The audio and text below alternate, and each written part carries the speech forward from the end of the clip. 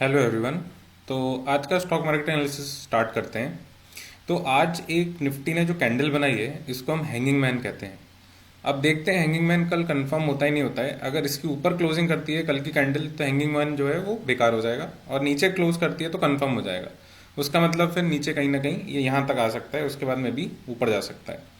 ठीक है। और कल एक डोजी बनी थी, डोजी के ऊपर क्लोजिंग हुई है तो कल ये अनसर्टेनिटी थी, बट आज क्योंकि ऊपर क्लोजिंग हुई है तो वैसे देखा जाए तो 22 का है, बुलिश ही है। ठीक है।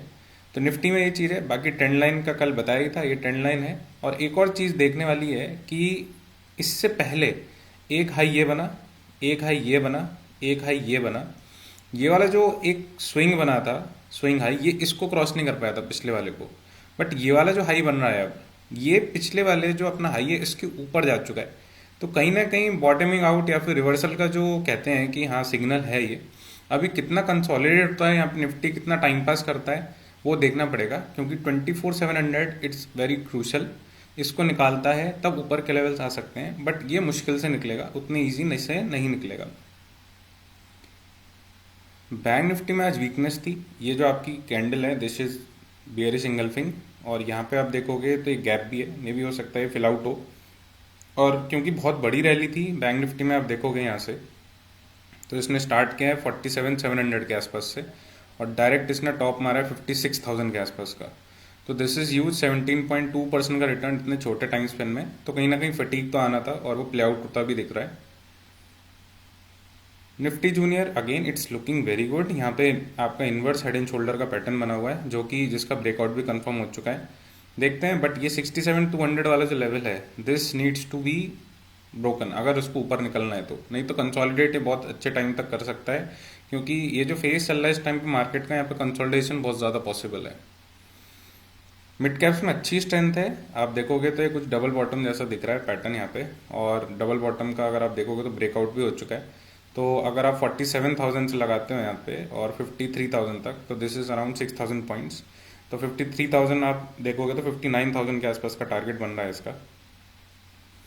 स्मॉल कैप में उतनी स्ट्रेंथ नहीं है, but okay it's looking okay okay. इसको ये वाला जो लेवल है आपका 17,500 का, ये निकालना बहुत ज़रूरी है।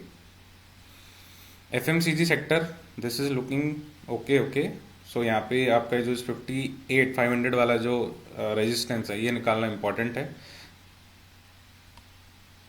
पीएसयू बैंक्स अगेन कल हमने बात करी थी, यहाँ पे एक ट्रेंड लाइन बनी हुई है, ये ट्रेंड लाइन रेजिस्टेंस की तरह काम कर सकती थी और वो करी है। आज यहाँ से रिजेक्शन आया है। तो अभी जब तक ये ट्रेंड लाइन नहीं टूट रही है तब तक हम पीएसयू बैंक्स में एटलीस्ट ऊपर की रैली एक्सपेक्ट नहीं कर सकते हैं। आईटी में बताया था ये जो बहुत मेजर करेक्शन आया था आईटी सेक्टर में और ग्लोबल क्यूज की वजह से था, बट आज अच्छी एक रिलीफ रैली देखने को मिली। आज आईटी सेक्टर ने पूरा मार्केट ऊपर चढ़ा रखा था, आज 3-4% ऊपर था ये सेक्टर। और कुछ कुछ कंपनीज हैं जिनके रिजल्ट्स वीक आए हैं, but still this is a huge correction, तो रिलीफ रैली आनी थी। फिर फार्मा में देखोगे आप, इसमें वही बन रहा है अपना कप एंड हैंडल या डबल बॉटम के आसपास कुछ बन रहा है। इसमें this this is good, looking good, but इसको ये वाला निकालना पड़ेगा। अभी 21,900 के जो लेवल है उसको निकालना पड़ेगा। हेल्थ केयर अगेन सिमिलर है, अभी ब्रेकआउट के आसपास खड़ा हुआ है। कंजम्पशन अगेन 11,700 निकालना पड़ेगा, उसके बाद ही इसमें चाल आएगी। Metal it's looking weak. यहाँ पे दो ट्रेंड लाइन है, एक ट्रेंड लाइन का ब्रेकआउट ऑलरेडी हो चुका है, ये दूसरी ट्रेंड लाइन और है। इसको अगर ये निकालता है ऊपर तब जाके फिर मेटल्स में स्ट्रेंथ आएगी। मेटल्स में गोल्ड तो बहुत अच्छा कर रहा है, बाकी मेटल्स आई थिंक पीछे से रैली आनी चाहिए गोल्ड के साथ साथ। वो बात अलग है गोल्ड में पहले करेक्शन आ जाए, मेटल्स में रैली आए ना। But seeing how the things are playing out in metal sector, बहुत सारी ग्लोबल न्यूज़ भी आई हैं। तो लेट्स सी मेटल सेक्टर अगर ये वाला लेवल निकाल देता है तो this will be very good. Media is very weak, बहुत ही छोटा सा सेटअप बन रहा है यहाँ पे। कंज्यूमर ड्यूरेबल आज वीक रहा, इसको कहीं ना कहीं ऊपर से रिजेक्शन आया है इसमें, तो देखना पड़ेगा आगे कैसे प्ले आउट होता है। Nifty bank same as bank Nifty and same with finance sector, same as bank Nifty. Auto sector में आज अच्छी चाल थी, स्पेशली टाटा मोटर्स 4-4.5% बढ़ा है आज टाटा मोटर्स। तो यहाँ पे एक डबल बॉटम जैसा पैटर्न बना हुआ है, देखते हैं इसका एक टारगेट अच्छा है, ये वाला लेवल निकालता है अगर निफ्टी ऑटो तो यहाँ पे भी अच्छी रैली आ सकती है। प्लस एक ट्रेंड लाइन और प्ले हो सकती है, यहाँ पे ट्रेंड लाइन इन प्ले है, यहाँ पे दिख रहा है साफ साफ। तो ट्रेंड लाइन कहीं ना कहीं देखो आज ब्रेक तो हुई है and this is a good symbol. Let's see कल ये कंफर्म होता ही नहीं होता ब्रेकआउट। एनर्जी में again this is a cup and handle, cup and handle will play out. I think breakout कल कंफर्म हो जाना चाहिए इसमें, जिस तरफ से सेटअप दिख रहा है। And this will be a target of around how much, 29,500 and 34,000। So this will be around 4-5,000 points in energy sector also.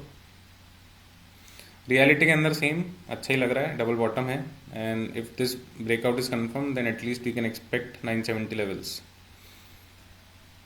Nifty oil and gas it's also looking good. यहाँ पे आपका इनवर्स हेड एंड शोल्डर बना हुआ है, इसका भी target पहले ये लेवल्स निकालने पड़ेंगे। 11,000 का हो गया आपका, 11,400 निकालना पड़ेगा। But I think overall structure जो है मार्केट का वो अच्छा ही लग रहा है, क्योंकि काफ़ी सारे फैक्टर्स जो सेक्टर्स हैं वो ब्रेकआउट के आसपास खड़े हुए हैं। तो एक जो कॉन्सेप्ट है कि हाँ भाई चलो ठीक है बॉटमिंग आउट हो गई, या फिर अब ठीक है एक हम रिलीफ थोड़ा ले सकते हैं, मार्केट उतना नीचे नहीं जाएगा, तो वो कंडीशन तो कहीं ना कहीं दिख रही है। और let's see how it plays out. बाकी एफ आई डी आई कर लेते हैं एक बारी को एनालाइज। तो एफ आईज जो हैं वो अभी भी इंडेक्स फ्यूचर्स जो हैं उसमें शॉर्ट ही हैं, कल एक्सपायरी है, let's see how the expiry goes.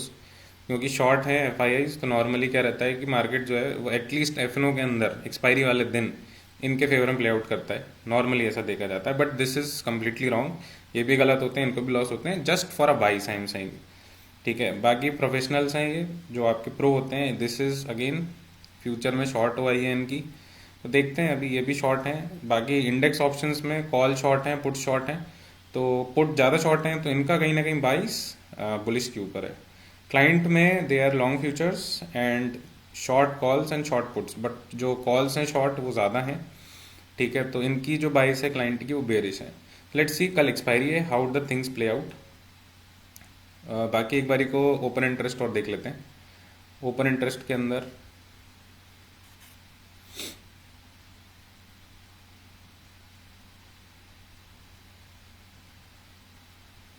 Open interest में अगर मैं देखता हूँ तो यहाँ पे मैं ओ आई देखता हूँ एक बारी को, तो सबसे ज़्यादा जो पुट राइटिंग हो रखी है वो रखी है 24,000 की स्ट्राइक पे। और आज काफ़ी सारी जो कॉल्स हैं वो अनवाइंड हुई हैं 24,200 से, तो this is a very good signal. But 24,300 पे कॉल रेटिंग खड़ी हुई है, तो दिस सपोर्ट मतलब this area around 24,300 and above can act as a resistance, और उसके पीछे का area can act as a support.